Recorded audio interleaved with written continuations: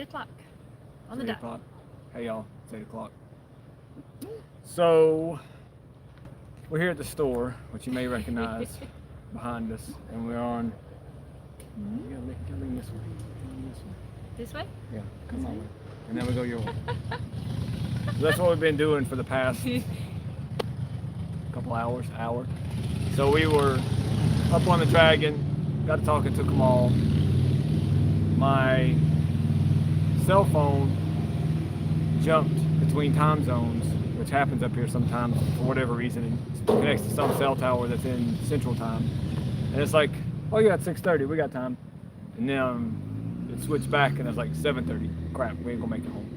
So we said we'll stop at the store. We'll try to do it here. I'm not sure how good this will work because the internet here is limited, satellite based. But we have clear skies. Yeah. So hopefully that will play in our favor.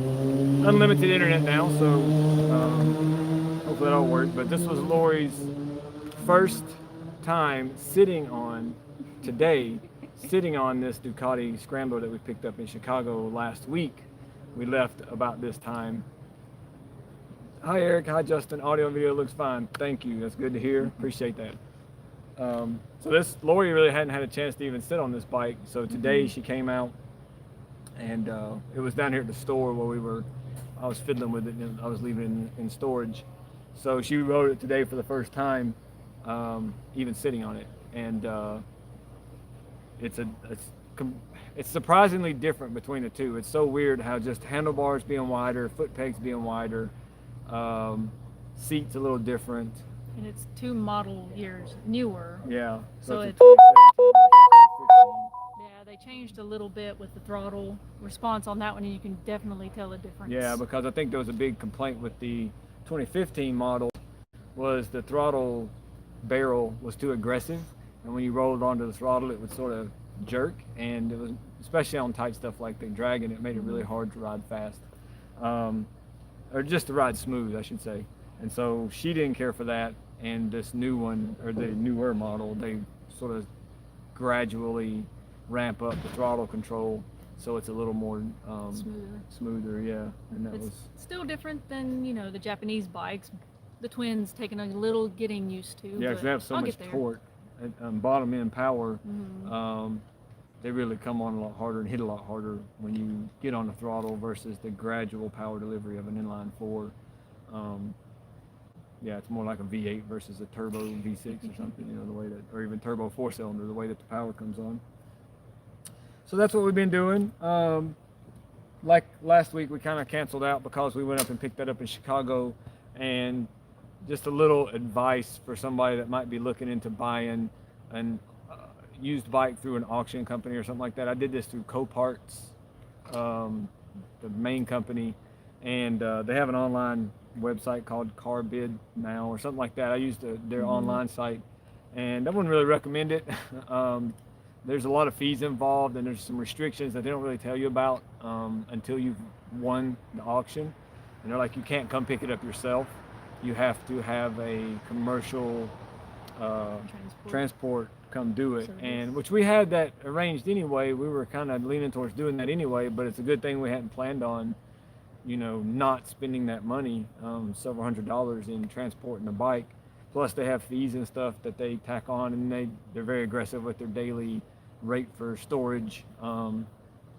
Cars and bikes, it's the same, so I'm paying the same in storage daily as some vehicle that can take up 6 times as much space as that thing does. So they kind of nickel and dime us to death, but we still got a good deal on it, sub $4,000 on both of those bikes. So if you're looking for something fun, that's the way to go. We got plenty of time. I don't want to rush too much through all this. I don't know if we got enough to talk about for 30 minutes because I'm usually sort of scatterbrained about this, and there's plenty of things to talk about, but I just don't know what to talk about. The conditions on the road have been improved. I know we posted up a little bit about how they came out and patched some potholes, and they left a mess, but it only lasted like 24 hours, and by the end of the next day it was pretty much cleared away. The potholes are still pretty much there. There was one that they did a real good job on, but the rest of them, that stuff sunk down, and they're right back to being Still a bit of a dip. yeah, It's to not as being. harsh, but You still. saw you may have seen the picture I posted on the Killboy Facebook page. It was a night shot with the headlights shining through where they patched one. It really sort of exaggerated the real problem with them, which is you know, is the mega bump at the end of local better no. They put some patch there, and that's the one that I posted the picture of on the Killboy Facebook page. Was that pothole at the end of what we call local straight? So for those of you not familiar, that's the section up near the state line that's the straightest, and the locals pretty much just keep it pinned through the whole thing. And the police like to set up there, and you can get triple digits on a sport bike on that section. And at the end of it, where you're really on the brakes, there's a pretty rough section of pavement. Especially to the right side of the lane. Yeah, kind of where you want to be setting up if you're running a clean line, and that's still pretty rough. That whole section needs to be paved. Yeah. Now today we did see, I was there patching it, and in time I went near the patches. I was pulling out tons of the filler. Yeah. So people were saying that they were up here the day they were patching it, and as you drove through it, it just pulled it out because they really didn't compress it. They didn't bring any kind of machinery to push it down. They were just shoveling it out and sort of tapping it. And so as people drove over it, it just lifted it out. And so a lot of it was gone before it even set up. But there was a scanning truck out here today. I'm hoping that had something to do with maybe TDOT looking into resurfacing the road. It's one of those vans with the radar things on the back and a GPS thing on the top. And so they go through and they sort of scan the road, and it makes a map basically of the road and how rough it is and everything. And sometimes they use them for mapping services like Google Maps and Apple Maps and things like that. Sometimes they're doing it for DOT reasons and to check the conditions of the road, and sort of take a scan of it. So maybe that's what they're doing. Maybe they're looking at it for potential resurfacing. I'm hopeful of that, but I don't know. And it could end up being, it could end up being a long time. So who knows? We'll keep you posted as soon as we hear anything. We'll let you know. So we had a few. I can't read that, so you have to read them out loud.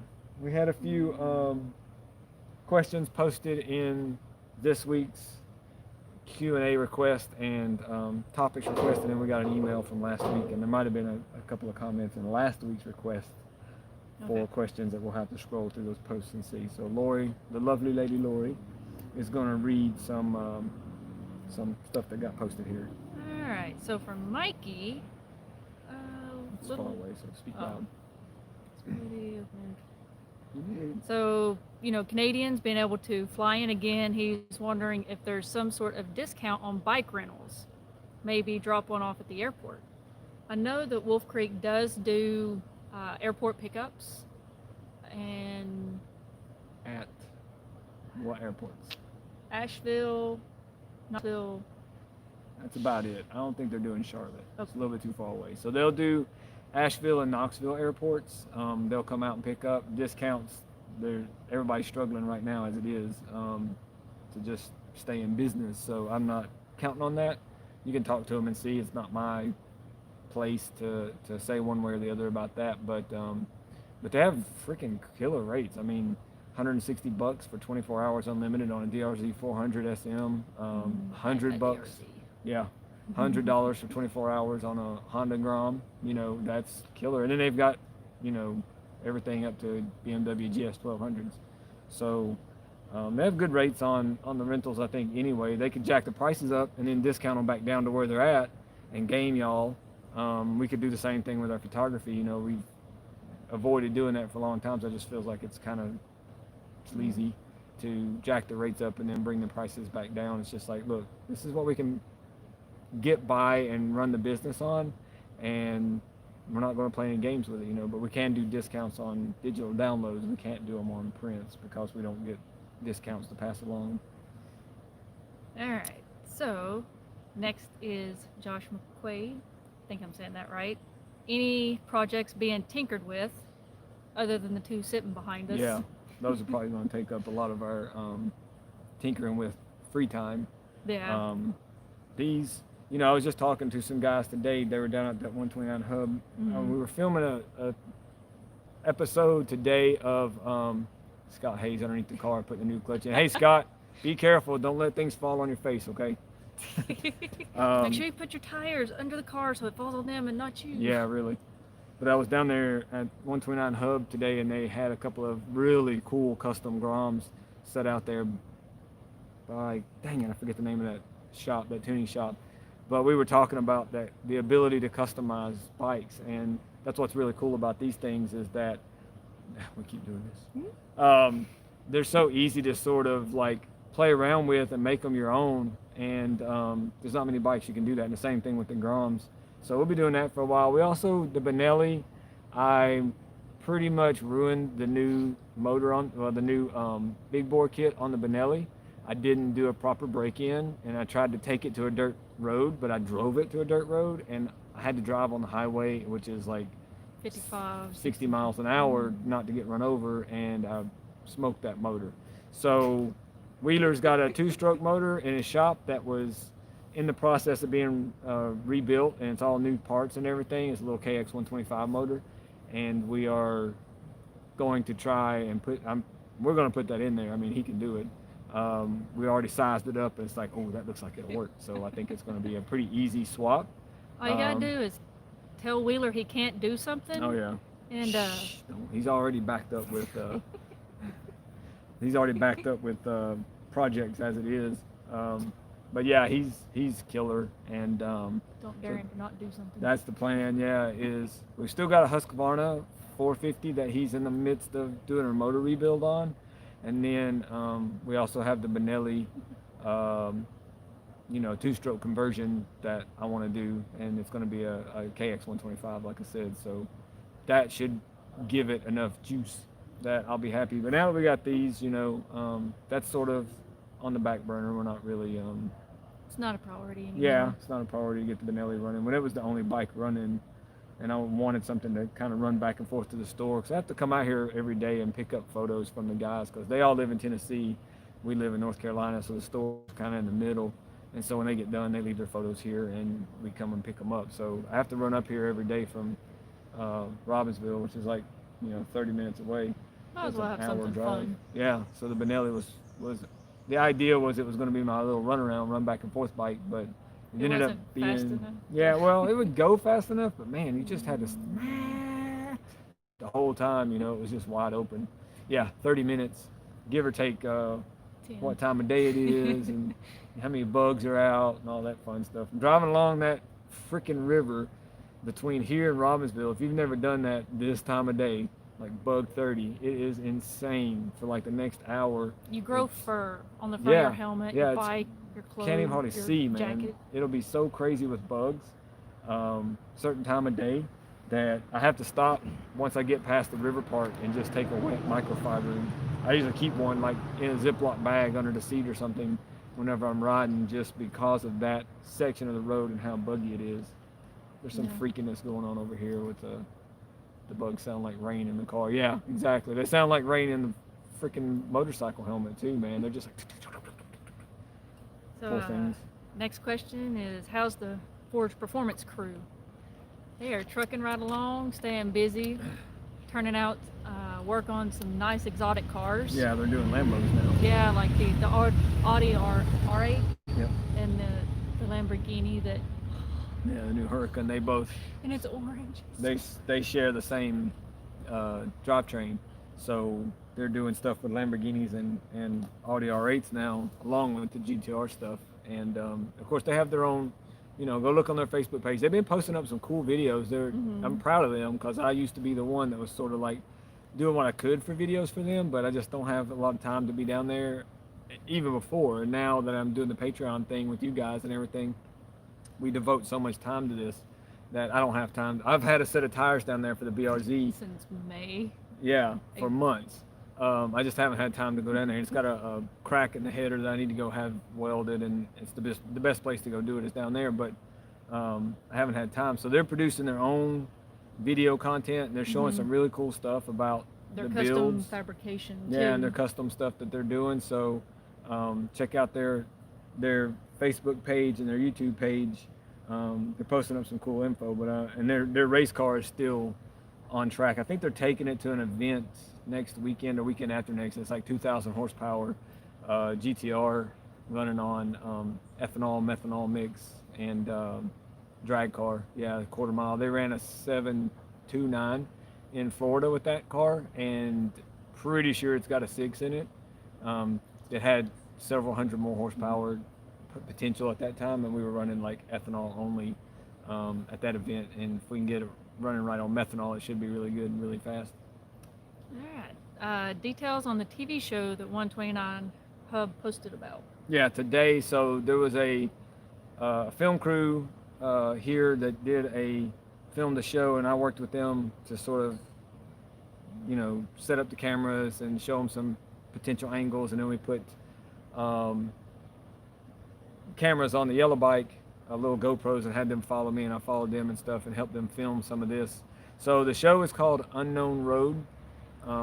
They came to one of the most well-known roads in the country, but it's pretty cool. They just go around to all these cool places and sort of share the experience. So they were at AMP down in Marietta, Atlanta Motorsports Park, doing some karting, and they filmed that last week. And they've been traveling all over the country. They're from California, so they drove across the country to film segments for this series that they're publishing on streaming services. I don't know that it's like a TV-based thing. I don't think it's gonna be on network TV, but it's gonna be on streaming stuff. And I think they've got a website. I'll link to it in the description, or you can search for Unknown Road Show, and it should come up as one of the search results. And they've got a little bit of a teaser video showing kind of what they're doing. They've got a professional drift girl racer that is going around driving some of the stuff, and then the guy, he's not really like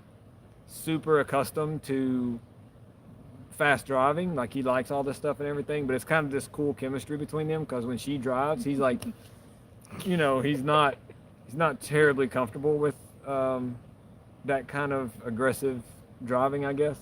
And it makes for some pretty cool chemistry, so we'll see. But yeah, they were using the Porsche GT4 from 129 Hub. The owner has a GT4 that's got the livery on it, the red on black livery. It says 129 Hub on it. And then a couple of our friends that also had Porsches from over and around Pigeon Forge and Wares Valley, they came out as well and sort of drove and added some background ambiance to the filming. So as they were going through the Dragon, they had the camera on the back of their truck, and the cars were following, and they were all, in the train and everything. It was pretty cool. So got to work with that crew, and we'll see, we'll share, of course, as those episodes come out. We will be, sharing that with you guys and our social media stuff once it's edited and ready to go. They had some really cool equipment. They had like the Ronin gimbal cameras. I think they had like 8 GoPros, and then some roadside Panasonic cameras and stuff like that. So should be some pretty cool content. I'm looking forward to seeing their karting content, from what they were saying, that driving the carts, the race carts, shifter carts down at AMP on their world-class karting track. If you want to do some really cool karting, look up Atlanta Motorsports Park in Marietta. They've got a crazy, great kart track that is a national level kart track, where they come as a series and race there, and you can rent it. You can take your own carts or rent their carts, and they even have endurance races where you can bring a group of like 5 guys, and you pay like $150 each, and you can have an 8-hour race where you all swap out and drive against other teams and see who's winning after 8 hours. I think that'd be pretty sweet. Yeah, so do the photographers bring plenty of water? It gets miserable out there at times. Yeah. Yeah, they're pretty good at bringing enough snacks and water, things to hydrate with. I don't know what, and right below that's another question, what do your photographers drink? I know a guy used to like sugar-free Red Bull. I think he switched to Monster now. Yeah. It's been so hot here, lately, and I don't know, somebody was pointing out that the skies are not as hazy as they normally are this time of year when it gets this hot. And I think it has to do with industry in global industry is down, and so we're not There's less seeing pollution. quite as much pollution and stuff. And I don't know if that helps or hurts in the heat thing. Like more light comes through, but then more heat escapes. So I don't know how it works, but it's been pretty hot and pretty humid, and it's rough. People think that it would be a cool gig, and it is a cool gig to sit out there and shoot. The bugs can be a bit. The bugs can get crazy. They have their sort of breeding flares, where there's certain weeks where a certain type of bug is very prominent, especially those freaking Asian ladybugs, those beetles. When they are doing their thing and they blow up, man, it's awful because there's nothing you can do Everywhere. to keep them off of you. They'll just, and bug spray and all that doesn't make any difference. And they're kind of bitter smelling. But yeah, I mean, they bring, they've got their cars, so they load them up with coolers with drinks and battery powered. Would get me over time shooting those. So yeah, the sorting of the pics is freaking full-time work. So somebody mentioned that the photographers have to sort the pics, and that would get to them over time. That's a big part of what they're doing out there, and takes a lot of time, and it's tedious. One by one, they sort the photos, and on average, those guys shoot 4,000, 5,000 shots on a slow weekday, 10 to 15,000 shots on the weekends. So they're sorting 10,000 plus photos one by one, to make sure that they go into the right category without making mistakes. We drag and drop and stuff like that is too mistake prone. And you So can't see enough detail to be able to pick yeah, out the good we want to ones. make sure that they're how many photos do you take a day? So that I answered that question. So yeah, I mean the sorting is tedious. Holding that laptop on your lap, and it's 90 degrees plus out, and that hot thing is sitting there, and you're trying to shoot over it and then stay on top of your sorting. You can take so many pictures so fast, and you can only sort so fast. The cameras are really quick, so they can easily outrun themselves with the cameras and be backed up on sorting by the end of the day. So staying hydrated is a big part of it. Obviously, you don't want to have a headache and everything before the day's over with, and eating to an extent, but usually when it's hot, You don't want to you eat. don't want to eat too much, so they snack a little bit. What all is done to your Civic? It's not my Civic, it's my photographer's Civic. It has Killboy all over it, but he's done a lot of work to the suspension and stuff on that Civic. It's insane. The aero, yeah, that wing on the back is totally necessary. People kind of joke about wings on front wheel drive cars, but most front wheel drive cars aren't set up to have the kind of authority in the front that Civic does. That thing is got grip in the front, and so the back end will swing around, and he's got to get that wing to settle it down. But he's done. I mean, the motor and everything isn't that crazy. It's a B18 motor, normally aspirated. It's not turbo and all that, but it's pretty lightweight. It's gutted out, and he's got a cage in it, and he's got plans for more. I know he just added even more grip to the front with a bigger wheel and tire setup in the front. And he's actually reverse staggered now. So he's got bigger wheels and tires in the front as of like last week than he does in the back. And All the grips. so yeah, he's got it. He's got something in mind that I'm looking forward to. I know what's happening, but I'm not going to say anything just yet because he kind of likes to keep things secret. But he had the car. Said too much. Yeah, he had the car pretty well balanced, and the grip levels and everything were good with the wing on the back. And now he's added more tire to the front. So I'll let you take a guess on where he's going with that, with the next step that he's working on. Next, is Lori planning anything? Possibly. Possibly. So what's your Yeah. next venture? I'm gonna keep trying to paddle. Do some nice. What was you asking today when we drove past Fugitive Dam? No. Yeah, Fugitive Dam. You said, I wonder if I could paddle. Oh yeah, it's like I wonder if I could put in at the bottom of Fontana Dam, paddle all the way to Fugitive Dam, take out, carry the paddleboard down, put it in Calderwood, and then paddle to the overlook. So basically, she would jump a dam whenever plane stops. Yeah, the for sale sign comes out. Whenever you stop working on a car, for sale sign comes out. That was my dad's joke, by the way, back when I was a kid. When we were in the street rod scene, if you're not familiar with T-buckets, it's this type of street rod that's like, I don't know, homemade looking, tires stick out. So these T-buckets, he's like, unless they had a for sale sign in it, they're still working on it because everybody sells the things as soon as they're done working on them. Yeah. But yeah, so she was talking about basically paddleboarding down to the dam From Fontana and to then the overlook. going around it and then going on down to the next dam. So she would jump a dam on this. That And would, she's done both of these, and each one took about 5 hours. it was 4 hours for the first one and 3 hours and 33 minutes for the second Oh, one. that's all it took for you to do the one? Yeah, I down was to really Calder one? surprised and Wow, I thought it figured took longer than that. I thought it was like 4 or something. But I believe you. I Well, just that's didn't what my notice.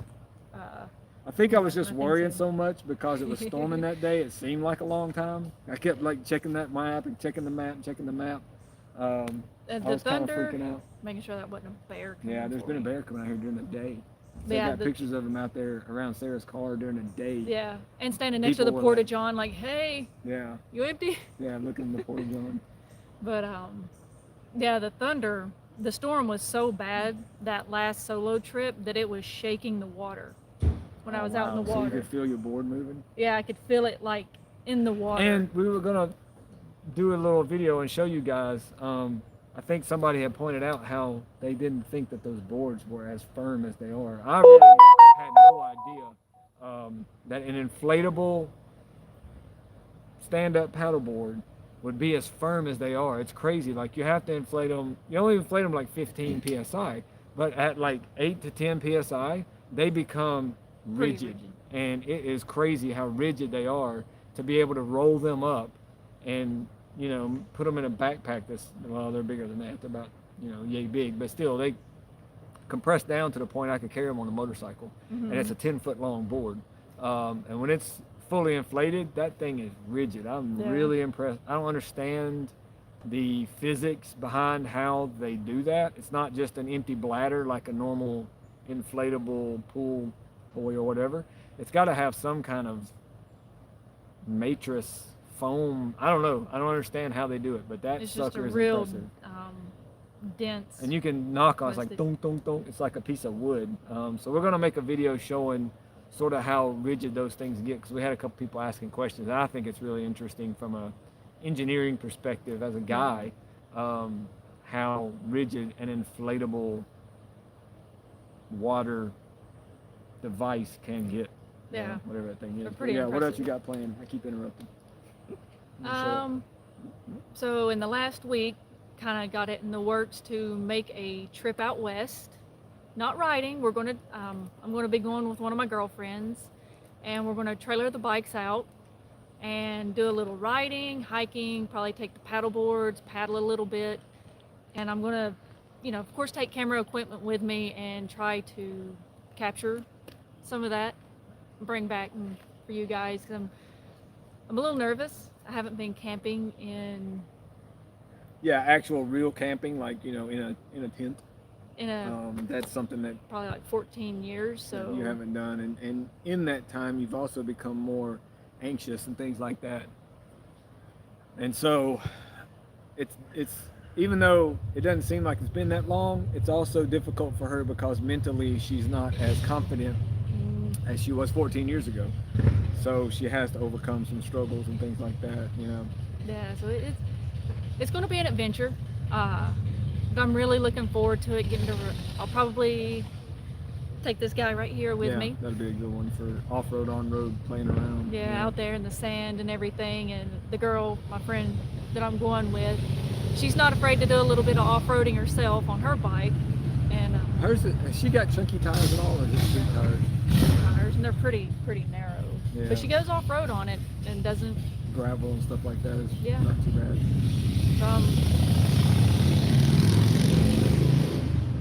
Looking forward to that adventure, and it's hopefully we don't get hit by a bear. Nah.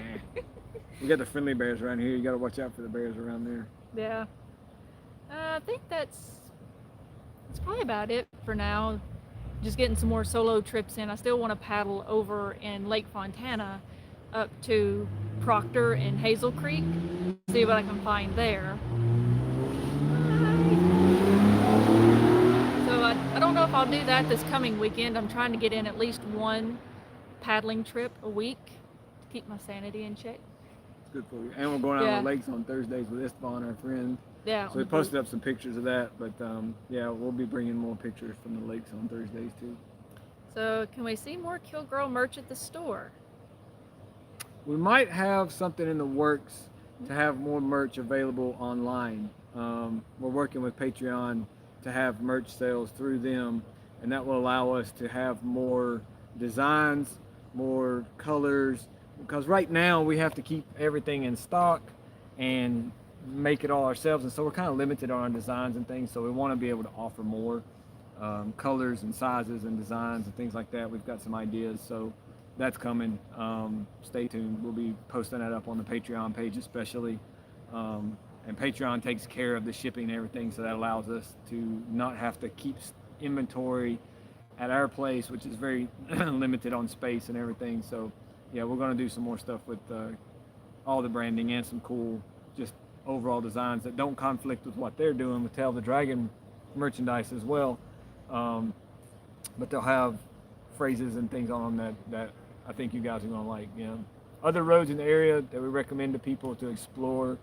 We're about out of time here, but we'll keep that for the next one. We'll talk about other roads to explore, whether it be dual sport, gravel roads, which is a big thing that a lot of people really don't know about around here, and you don't have to have something hardcore to go do these. You can do them on practically street bikes. Yeah, definitely on anything that's upright or something like that. You can even have street tires. Hell, I've done it on the Benelli with slicks. Some of these gravel roads, I'm not, some special rider. It doesn't take that much to run on them. It's pretty cool, all the roads around here. So we'll talk about that more in the next one. If you guys have anything that you can think of for us to talk about, topics and things like that, please post them in the comments below, and we'll post up answers to them next week and discuss those topics as well. All right, so that should wrap up this week's Tuesday Night Talk. Thanks you guys for joining us, and we will see you either next week or maybe the week after that. I think we got a little ambitious with the idea of doing it weekly, and we may skip and do every other weekend or every other Tuesday night, something like that. So it'll give us time to come up with some more